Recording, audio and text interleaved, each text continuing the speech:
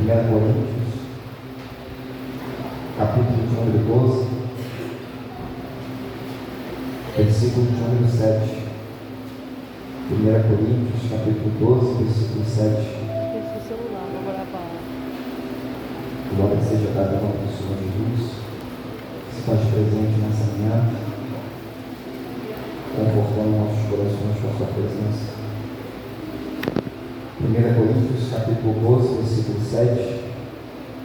Aquele que achou que glória a Deus, está escrito assim: mas a manifestação do Espírito é dada a cada um para o que for útil, porque a um pelo Espírito é dada a palavra da sabedoria, e a outro pelo mesmo Espírito a palavra da ciência, e a outro pelo mesmo Espírito a fé, e a outro pelo mesmo Espírito os dons de curar, e a outra a operação de maravilhas, e a outra a profecia, e a outro o dom de discernir os espíritos, e a outro a variedade de línguas, e a outro a interpretação das línguas. Mas um só é o mesmo Espírito que opera todas essas coisas, repartindo particularmente a cada um como Ele quer. Amém? Parafraseando esse texto, abra sua Bíblia comigo na carta de Paulo aos Efésios, capítulo de número 3, versículo de número 14. Carta de Paulo aos Efésios, capítulo 3, versículo de número 14. Glória seja dada ao nome do Senhor Jesus. Efésios, capítulo de número 3, versículo de número 14. Glória a Deus. Aleluia. Aquele que achou, diga amém. Amém. Está escrito assim: por causa disso me ponho de joelhos perante o Pai do nosso Senhor Jesus Cristo,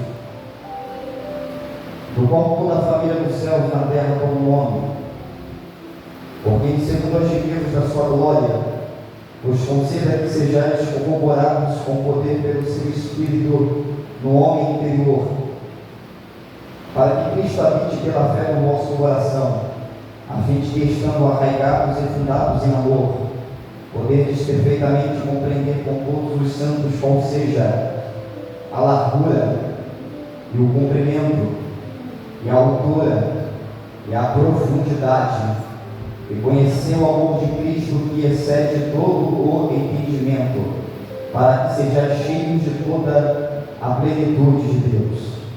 Eu quero ler mais uma vez o versículo 18: para que poderes perfeitamente compreender com todos os santos qual seja a largura e o comprimento e a altura e a profundidade, e conhecer o amor de Cristo que excede todo entendimento, para que seja cheio de toda a plenitude de Deus. Amém? Aquele que pode tomar o seu assento, dando glória ao nome do Senhor Jesus. Aleluia. Quantos nessa noite vieram ouvir a palavra do Senhor? Você veio ouvir a palavra do Senhor? Então quero que você possa dar um pouco da sua atenção, pois vamos dar uma passeada por dentro da palavra do Senhor nosso Deus. Meus amados e queridos irmãos, amada noiva do Cordeiro de Deus, eu tive pecado no mundo. Nesta oportunidade nós lemos um texto dentro do capítulo 12 da primeira carta que Paulo escreveu à igreja de Deus que estava na cidade de Corinto. Esse capítulo Paulo vai falar acerca dos dons espirituais. Ele vai se referir a 9 dons que o Espírito Santo dá à sua igreja, a saber, o dom da palavra, do conhecimento, da palavra, da ciência, o dom da fé, o dom de operação de maravilhas, de fazer milagres, o dom de falar em línguas, o dom também de interpretar em línguas, e também o dom de discernir os espíritos. Mas nessa manhã eu quero me ater ao dom de discernir os espíritos, porque quando Paulo entrega a perícope discernir os espíritos, ele não faz isso no singular, como que havendo apenas um único espírito que nós devemos aprender a discernir, mas ele entrega esta perícope no plural, como que falando de muitos espíritos, ou mais de um pelo menos, em que devemos aprender a discernir. Ele faz isso porque Paulo sabe muito bem que são três os espíritos que operam na vida de um homem, a saber, o Espírito de Deus. 1 Coríntios capítulo de número 6, versículo de número 19. Não sabeis vós que sois templo de Deus e que o Espírito de Deus habita dentro de vós, e que vocês não são de vocês mesmos. O segundo Espírito que opera na vida de um homem é o Espírito do diabo. Efésios capítulo 6, versículo de número 17 diz que a nossa luta não é contra a carne nem contra o sangue, mas contra os principados, potestades.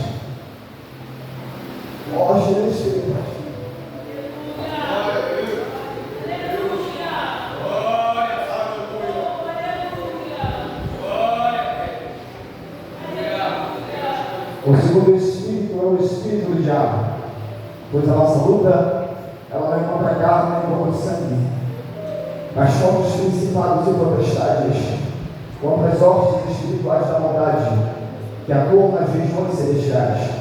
O terceiro Espírito que opera na vida de um homem é chamado de Espírito do próprio homem.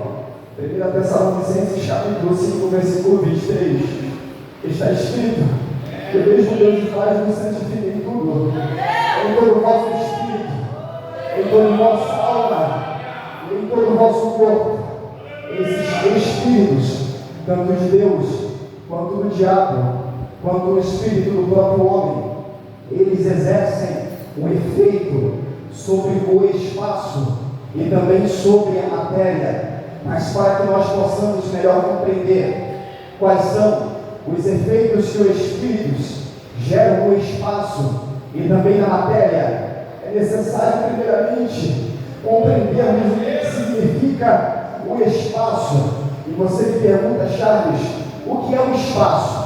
Eu te digo que o espaço é um conjunto de dimensões que torna possível o formato, o movimento e o tamanho de um objeto. Eu vou tornar a repetir: o espaço ele é um conjunto de dimensões que torna possível a aparência, o movimento e também o tamanho de um objeto. Quando nós falamos que o espaço ele é responsável por definir a forma, por definir o movimento e também por definir, aleluia, o tamanho de um objeto em relação ao espaço, nós estamos querendo dizer com isso que nós, seres humanos, habitamos aqui no universo, que é um universo tridimensional, ou seja, ele tem comprimento, ele tem largura e ele tem profundidade.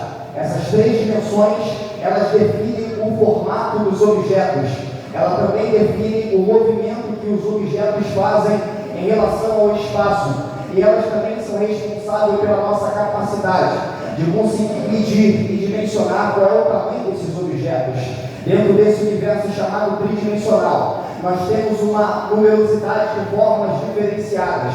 Nesse mundo criado por Deus, existem objetos que têm a formato quadrado. Eles são quadrados, mas devem obedecer às três dimensões que estão limitadas no movimento, pois a história vai mostrar para nós que, embora o objeto seja quadrado, ele vai ter que possuir três dimensões: altura, profundidade e o comprimento. Embora outros objetos sejam triangulares, esses objetos, embora sejam triangulares e diferentes de quadrados, eles deverão possuir também essa característica de dimensional, de comprimento, largura e profundidade. Logo, as dimensões, elas também são responsáveis por definir o movimento, por definir a aparência e o formato que o objeto tem no espaço. Mas as dimensões não se limitam por aí. Elas também são responsáveis por nos condicionar e nos limitar a um determinado tipo de movimento. Uma vez que o nosso mundo que nós habitamos, ele é tridimensional, ele nos permite apenas se movimentar em três dimensões. E é por isso que nós conseguimos se movimentar para frente, no sentido para frente e para trás. Conseguimos se movimentar da direita e também para a esquerda. Conseguimos nos movimentar para cima e também para baixo. Mas o universo, as dimensões, elas não são apenas responsáveis por nos proporcionar o formato da matéria e também o seu movimento, como também ela nos permite dimensionar o tamanho de um objeto. Quando olhamos para esse púlpito, ele tem um formato característico, mas este púlpito ele também é tridimensional. Se nós pegássemos uma régua e tentássemos medir o seu comprimento, nós perceberíamos que o comprimento dele daria uma medida, mas a sua largura seria uma medida totalmente diferente, assim bem como se tentássemos medir a sua profundidade. A medida seria totalmente diferente. Logo se conclui que as dimensões, comprimento, profundidade e largura, elas são responsáveis por 3 aspectos, a saber, definir o formato de um objeto. Segundo, permitir que esse movimento se movimente por 3 dimensões em questão limitada. E quarto, conseguir dimensionar o tamanho daquele objeto. E a pergunta que não quer calar é, Charles, por que o Senhor está falando sobre dimensões nessa noite? Porque Paulo, quando vai escrever a sua carta aos Efésios, no capítulo de número 3, Paulo vai se colocar de joelho perante o Pai de nosso Senhor e Salvador Jesus Cristo, de cujo toda a família do céu e da terra chama o nome, e ele vai se dobrar de joelho para orar pelos Efésios. E a pergunta é, por que Paulo está orando pelos Efésios? Paulo vai dizer, para que vocês possam ser enraizados e fundados em amor, para que juntamente com todos os santos vocês possam aprender a compreender qual é o comprimento, qual é a altura, qual é a profundidade e qual é a largura do amor de Cristo Jesus, amor esse que excede todo entendimento. Paulo está utilizando-se aqui de conceitos dimensionais, exortando a igreja, motivando a igreja a buscar compreender qual é o tamanho do amor de Deus a partir dos aspectos dimensionais.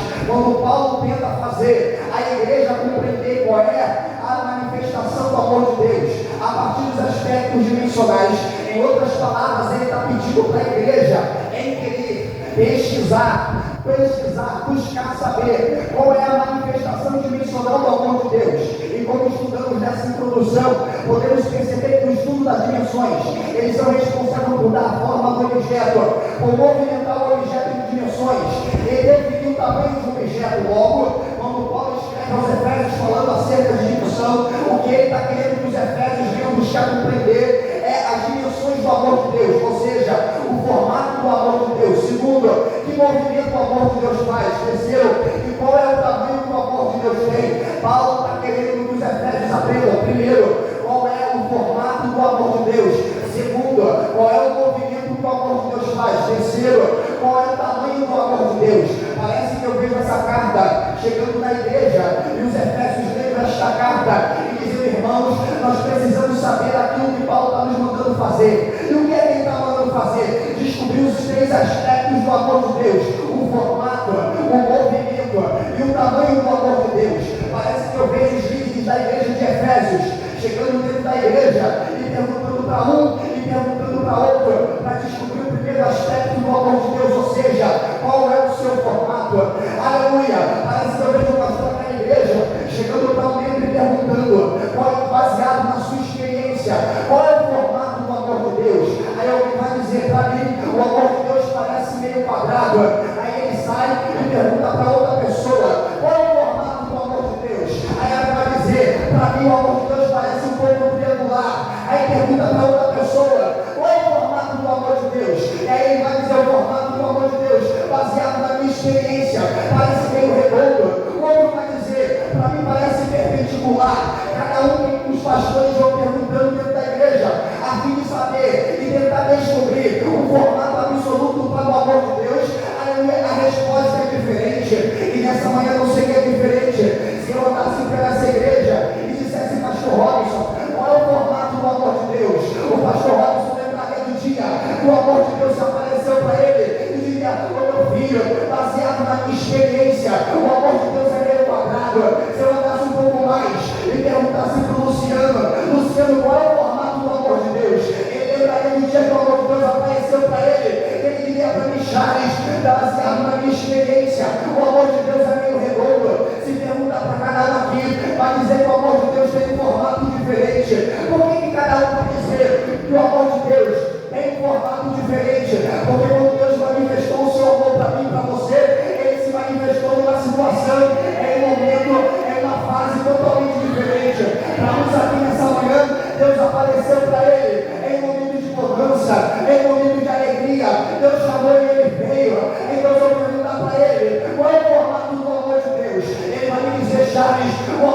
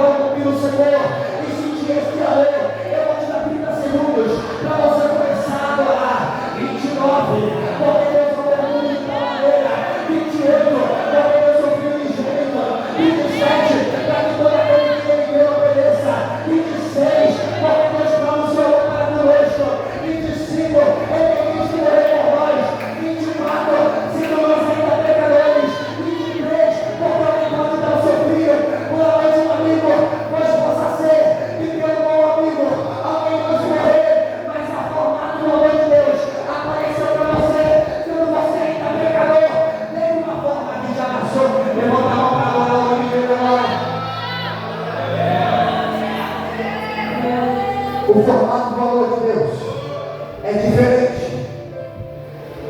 O formato do amor de Deus é diferente, mas se movimenta em todas as dimensões. Tem amor de Deus alcançando quem está na direita, tem amor de Deus alcançando quem está na esquerda, tem amor de Deus pegando quem está lá atrás, tem amor de Deus pegando quem está lá na frente. Aleluia! O diabo olhou para você e disse: a sua forma não é capaz de comportar o amor de Deus. Mas o diabo não sabia que o amor de Deus é que nem a água. A água, se você colocar em formato quadrado, ela fica quadrada. Se colocar no formato redondo, ela fica redonda. Ei, Deus dizendo, independente da forma que você tenha, eu estou entrando em você, estou habitando na tua vida, e estou enchendo de amor, enchendo de amor. Ele te ama, Ele me ama, Ele nos ama nessa noite.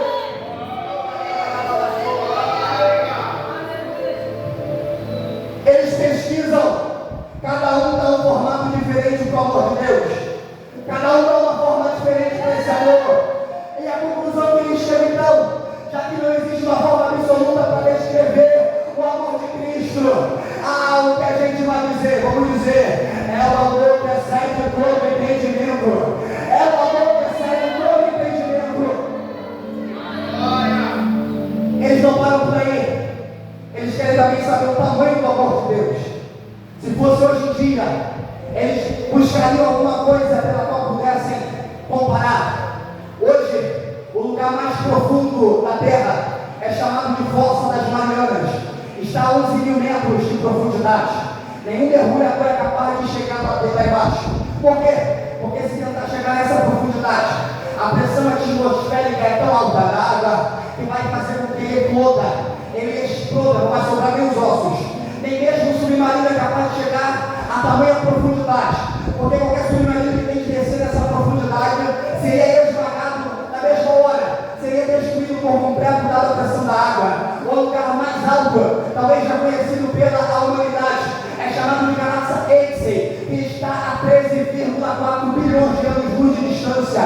A velocidade da luz caminha a 300 mil quilômetros por segundo elevado ao quadrado, e nós, seres humanos, ainda não temos a capacidade de andar nem mesmo 5% da velocidade da luz. Ou seja, ainda que nós conseguíssemos se movimentar essa velocidade, demoraria 13,4 bilhões de anos-luz para chegar nessa altura. E nós sabemos muito bem que o tamanho do amor de Deus é muito mais profundo do que a Fossa das Marianas, e é muito mais alto do que a Galáxia Eixe. Mas Charles, se quem desce na Fossa das Marianas está explodindo, está eclodindo, está virando nada dentro daquele oceano.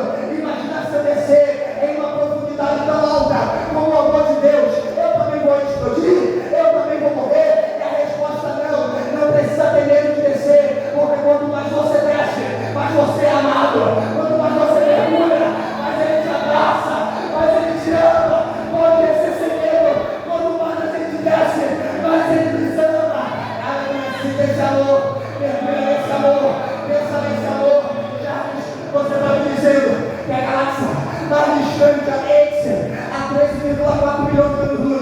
e nós não temos nem essa velocidade, como é que vamos alcançar uma nota nova, pelo amor de Deus, se nós não podemos viajar acima dessa velocidade? Eu tenho uma palavra para você: existe uma pessoa que é mais rápida do que a luz, e ele é Jesus de Nazaré.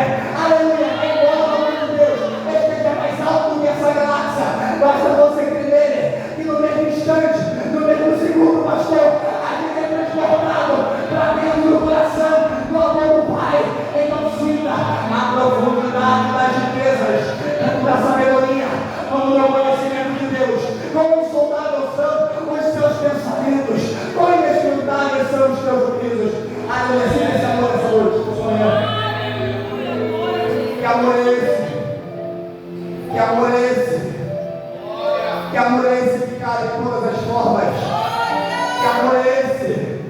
Que é mais profundo do que a força das marinhas, mais alto do que a galáxia Elise. Que amor é esse que nos transporta para dentro? É o amor que excede todo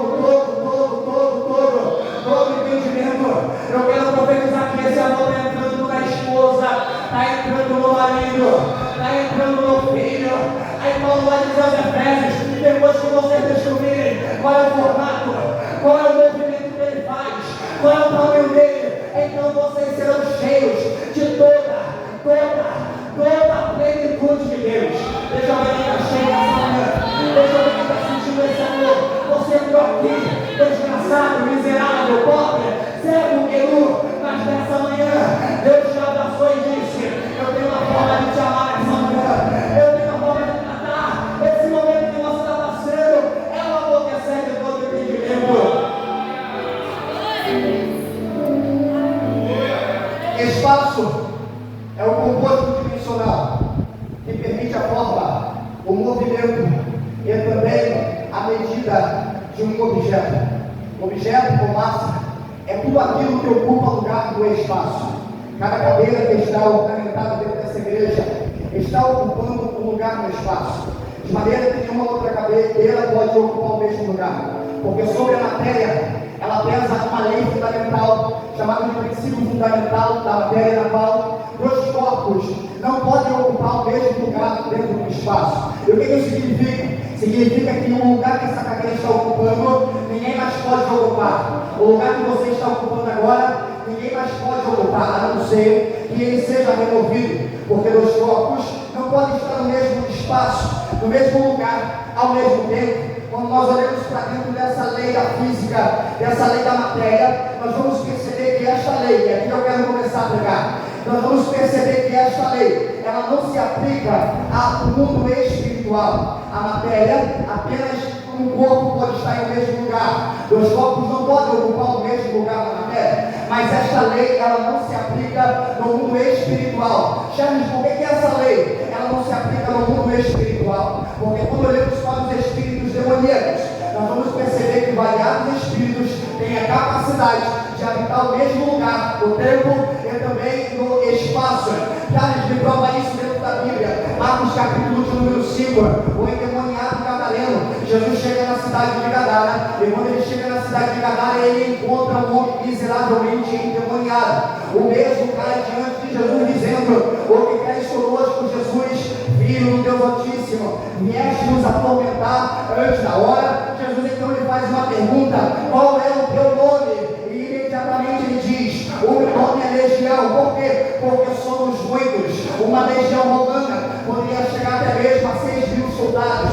Logo, dentro daquele único homem, dentro daquele único corpo, estavam habitando cerca de 6.000, talvez, demônios distintos dentro do mesmo objeto, dentro do mesmo corpo. E se isso não é suficiente, Mateus capítulo de número 12, versículo 43, Jesus disse que quando o espírito maligno sai, ele é expulso de uma pessoa, ele anda por lugares áridos, e não encontrando repouso para descer, para ficar, ele volta de onde ele saiu, e encontrando a casa limpa e adornada, ele traz consigo 7 demônios piores do que ele. A Bíblia vai dizer que a obra daquele homem vai ser pior do que a derradeira. Logo podemos perceber que múltiplos espíritos conseguem habitar o mesmo lugar, no espaço e também dentro da matéria. E quando a Bíblia diz que muitos espíritos podem habitar o mesmo lugar, eu fico muito preocupado. Por que, James? Porque quando nós olhamos para os espíritos malignos, malignos, nós vamos perceber que cada espírito maligno, ele possui uma característica singular, ou seja, uma especialidade em que eles são especialistas. A Bíblia vai dizer que existem demônios que são responsáveis por levar pessoas para o vício. O homem, a mulher, ela não bebia, não fumava, não usava droga, mas mais que esse espírito entrar dentro dela, quem começa a fumar cigarro, beber cerveja, quando isso não é mais suficiente, ela começa a passar para maconha, para cocaína, para o crack, e quando você vê, está afundada no vício. É uma pessoa maravilhosa, mas alguma coisa sobrenatural aconteceu ali. É a manifestação desse espírito especialista em levar para a área dos vícios. Existem outros espíritos que são especialistas em levar para a área da loucura, da insanidade. Você viu uma pessoa já quebrou contigo, brincou contigo, talvez tenha estudado contigo, e de repente essa mesma pessoa está perambulando pela rua, toda suja, fedorenta, e você olha para ela carregando um saco de lixo nas costas, e você diz: meu Deus, ela é uma pessoa maravilhosa. O que foi que aconteceu? Foi um espírito maligno cuja especialidade é levar para a loucura, para a miserabilidade. Outros espíritos são responsáveis por contorcer a própria matéria. Jesus fala sobre uma mulher que ficou 18 anos vivendo encurvada. Ela não tinha sofrido nenhum acidente, ela não tinha nenhum problema na coluna, mas por que ela estava andando encurvada? Ela estava andando encurvada porque havia um espírito maligno que havia corrompido a natureza perfeita dela e transformando ela em uma mulher encurvada por 18 anos. Quando Jesus expulsa o demônio, ele sai e naquela mesma hora a mulher anda perfeitamente, percebendo que o espírito distorceu a natureza biológica daquela mulher. Outros espíritos são responsáveis por levar a pessoa a se auto-degredir e se machucar. Você vai olhar quando os discípulos, eles tentam expulsar o demônio de um menino que se jogava dentro do fogo e se jogava dentro da água, e não conseguiram expulsar aquele demônio que fazia com que aquele menino se torturasse, se flagelasse, se machucasse. São espíritos que são especialistas de entrar em pessoas e fazer com que elas sintam prazer em se auto-machucar. São pessoas que mordem a mão, são pessoas que se cortam com gilete, são pessoas que se machucam, se ferem e se depravam completamente. Espíritos, cada um deles possui uma especialidade diferente, mas enquanto eu considerava todas essas coisas, eu pude perceber que o espírito do diabo, ele exerce um efeito sobre o espaço e também sobre a matéria. E você me pergunta: Charles, qual é o efeito que o espírito do diabo exerce sobre o espaço e sobre a matéria? O efeito é que ele consegue habitar, mas ele é incapaz de preencher o espaço. Como assim, Charles? O diabo, ele até consegue habitar, mas ele é incapaz de preencher o espaço. Se tiver um demônio não é capaz de preencher o teu espaço.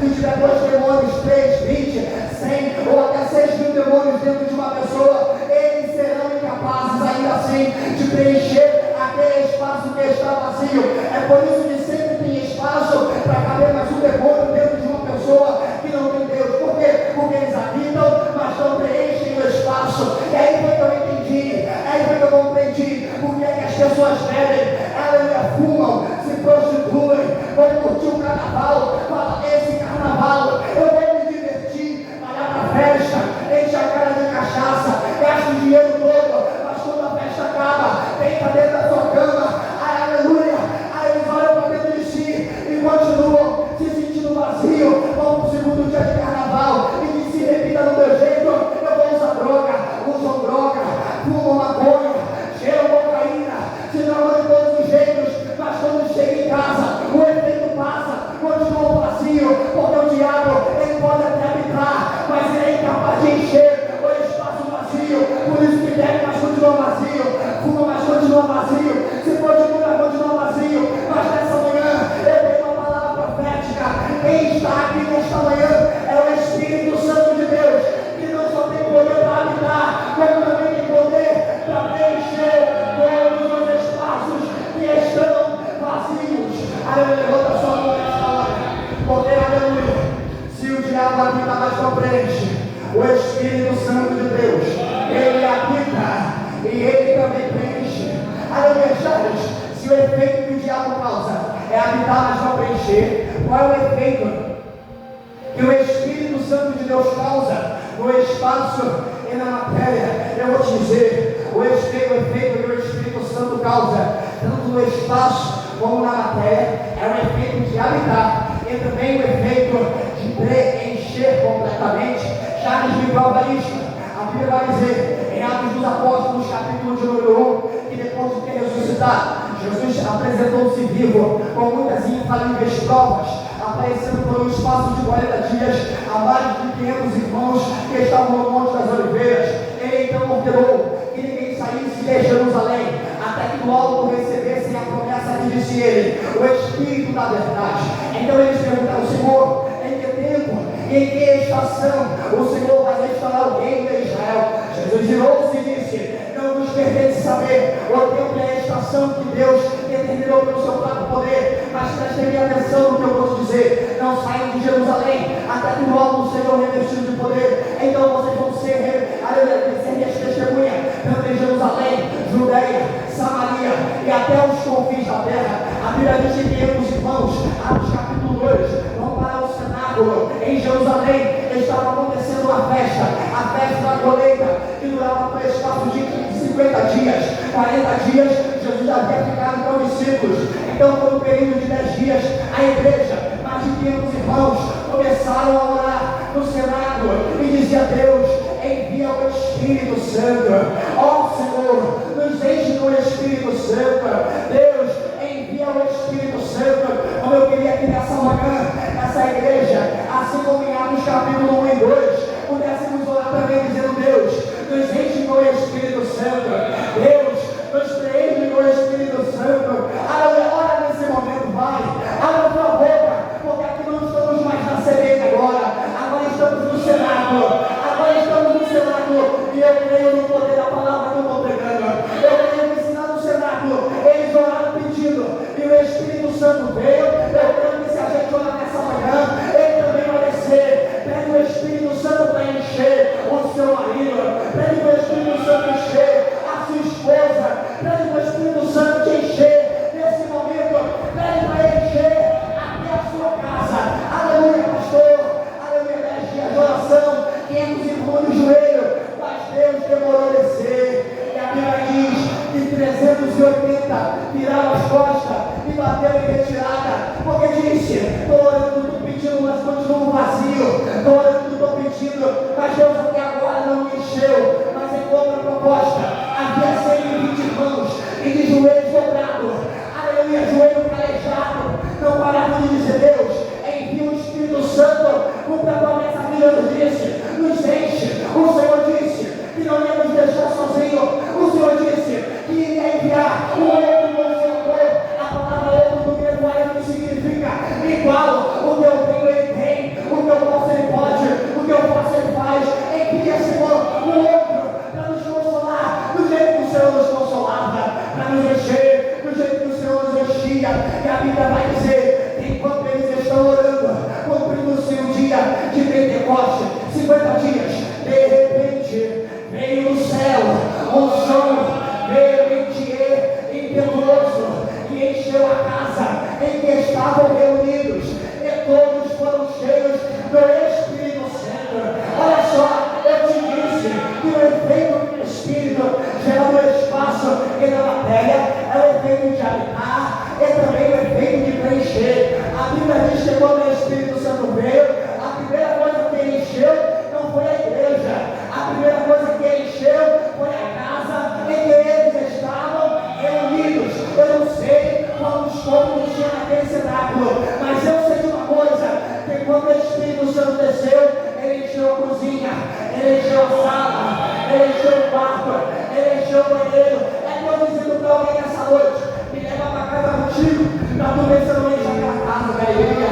Me leva para casa contigo, para tu ver se eu não encho aquela casa com a minha presença. Depois eu me encho a casa, pastor. A Bíblia vai dizer que todos foram cheios do Espírito Santo. E ele não encheu apenas os apóstolos, ele também encheu os discípulos. Ele não encheu apenas os discípulos, ele encheu também as mulheres e as crianças. As crianças também foram cheias. É ele dizendo: quando eu entro, eu não apenas habito, eu preencho todo o espaço que está vazio. E eu quero profetizar nesta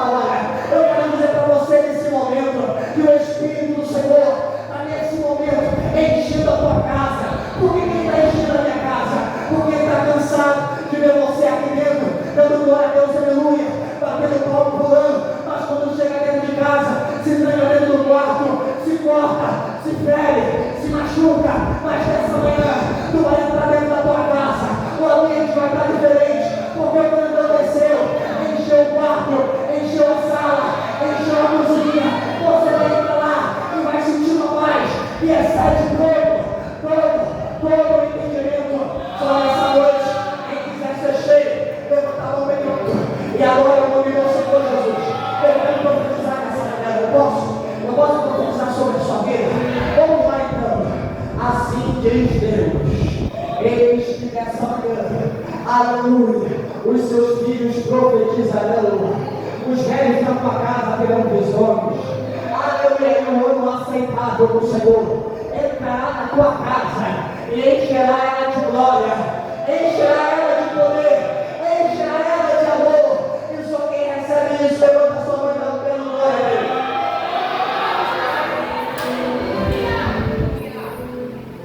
Mas o Espírito Santo, quando ele enche, porque encher, irmãos, é algo muito fácil. Encher é algo muito fácil. Encher é para encher de lama, encher é para encher de terra, encher é para encher de areia, encher é para encher de água, encher é para encher de lixo. Mas em Gálatas capítulo 5, versículo 23 diz que quando ele enche de amor. Quando ele enche de amor. Quando ele enche de paz. Quando ele enche de misericórdia. Quando ele enche de bondade. Quando ele enche de domínio próprio. Não era padrão. Até hoje não era padrão. Mas o Espírito Santo está te enchendo de domínio próprio. Até hoje você é duro. Não disse a mim, eu te amo. Mas nessa noite, nessa manhã, você vai chorar pelo meu motivo. Porque o amor de Deus vai te encher e delatar teu coração inteiro. Aleluia. Só que está sendo cheio nessa manhã. Você entrou no poço do Espírito Santo. E o frentista está dizendo nessa manhã: e aí? Vai querer que eu encho ou que eu completo? Só quem tem fé nessa manhã, Senhor, pode encher. Pode encher. Pode encher até transbordar. Pode encher, Senhor. Ele enche. Ele preenche. Ele completa. Só que quando ele enche, irmão, ele não enche o diabo. O diabo, quando ele habita, ele não enche. Por isso que sempre tem espaço para mais um. Só que quando ele habita e enche o Espírito Santo, pastor, não há mais espaço para ninguém. Então, se prepara, quando ele começar a te encher, o seu coração não vai ter mais espaço para essa depressão. No seu coração não vai mais, a gilete que você tem guardado no bolso, que usa para colocar no bolso, não vai ter mais espaço para ela. Porque quando ele enche, ele expulsa tudo de ruim que está dentro. Me prova que ele expulsa tudo de ruim que está dentro. Gênesis capítulo 1, versículo, no princípio que Deus os céus e a terra. Versículo 2. A terra era assim quando vazia e o Espírito Santo de Deus pairava sobre a face das águas. A palavra pairava em hebraico para credos, que significa a águia que sobrevoa sobre o ninho. Tenta chegar perto do ninho de uma águia que está com os ovos, os filhotes, para tu ver se ela não dá uma razão de arrancar os olhos. É Deus dizendo: quando eu habito, eu marco meu território. O demônio da próxima visão diz: eu vou entrar lá, mas a águia do Espírito desce de 90 sangue. O demônio do vício diz: eu vou entrar lá, mas o Espírito Santo desce uma ilha. A proteção é tão grande que Moisés escreveu no Salmo 91, ele disse: aquele que habita no esconderijo do Altíssimo, na sombra do Onipotente descansará. Eu digo, Senhor, ele é meu Deus, o meu refúgio, a minha fortaleza, nele eu confio. Porque ele me dá laço no passarinheiro, da peste perniciosa, ele me guarda com as suas penas, ele debaixo das suas asas, eu estou seguro, está seguro mesmo. O passarinheiro disse: eu vou laçar, eu vou levar, eu vou destruir, mas a água do Espírito desceu sobre a semente e parte em retirada. Volta do ano que você veio, porque esse livro meu, essa casa é minha.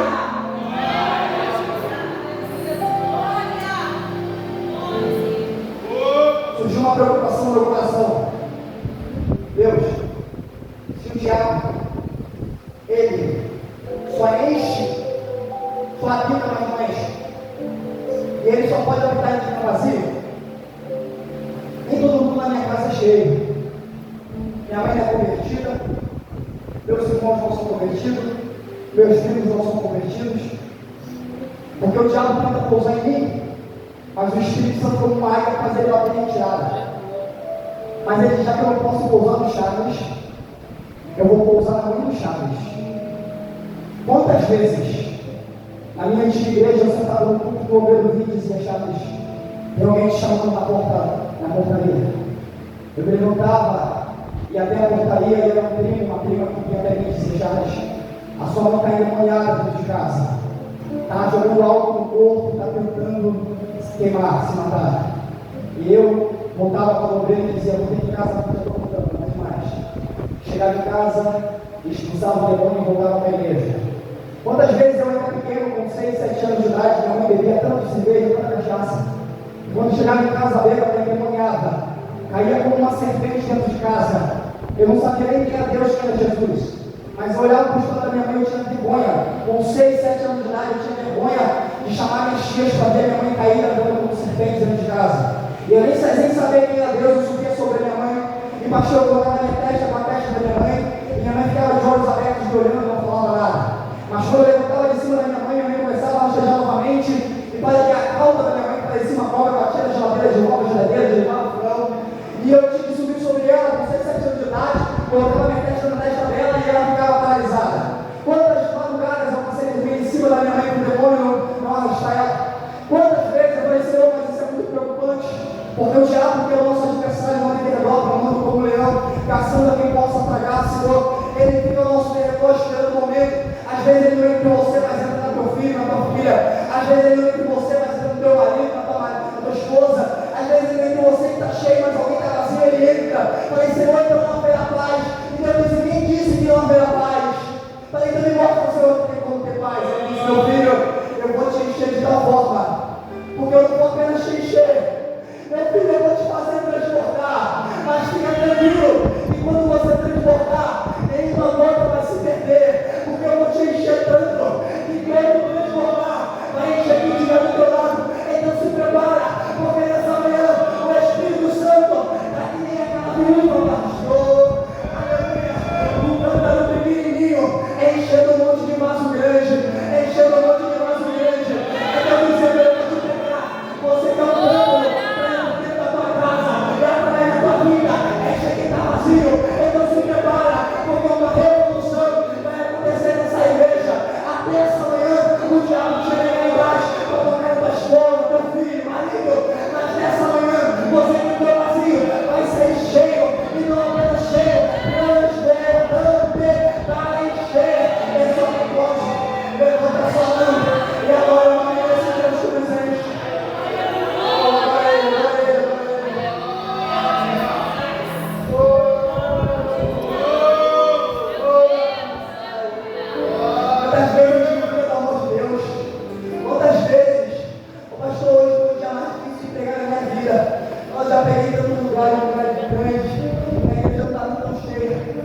Desde ontem, minha esposa sabe. Uma mãe invisível entrava no meu peito e apertava meu coração. Uma mãe invisível agarrava minha garganta e desenforcava. Eu cheguei ali, sentei ali naquele púlpito, e uma angústia encheu meu coração de todas as formas. E uma voz dizia, você não é digno, você não merece, você é imperfeito. Eu dizia, eu sou imperfeito mesmo. Então eu dizia, Deus me mata, Pai. Me leva logo que eu não vou mais viver aqui. Me leva. Então eu dizia, fica tranquilo, porque eu vou te encher, eu vou te encher. Você está triste porque você está meio vazio, mas eu vou te encher, eu vou te encher. E aonde havia tristeza,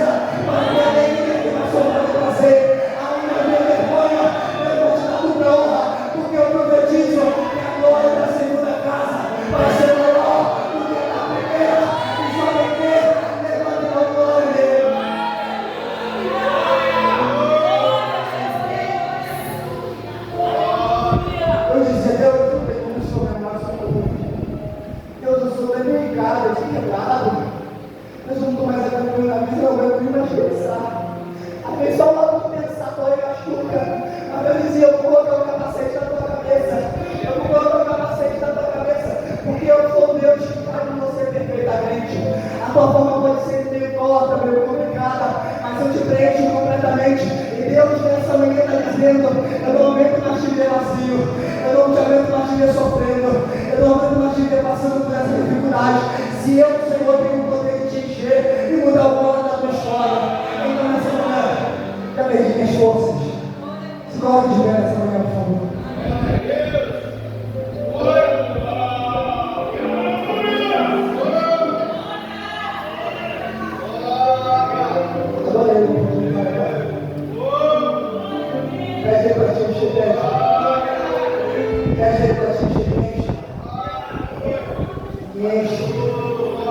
Me enche. Então eu disse: eu me enche, eu me mata de uma vez. Me enche, eu me mata de uma vez. Me enche. Ou me mata de uma vez. Ou gravando, eu vejo o Espírito Santo andando pelas 3 dimensões dessa igreja. No seu cumprimento, na sua largura e na sua profundidade. Aleluia!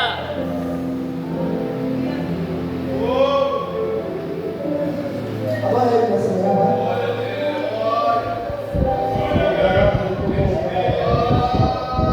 A consagração não é que vamos se consagrar. A consagração não é que vamos se consagrar.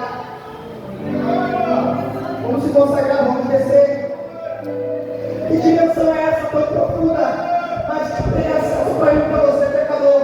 Que dimensão é essa tão alta, mas que tem acesso para mim e você, pecador? Eu disse: Senhor, como tu pode me amar, sendo eu tão imperfeito, sendo eu tão falho? Eu tento fazer o que é certo, mas acabo fazendo o que é errado. Deus, até quando? Até quando? E Deus disse: Charles, a minha graça te basta, porque o meu poder se aperfeiçoa na tua fraqueza. Esta noite se glorie em Deus e na força do teu poder.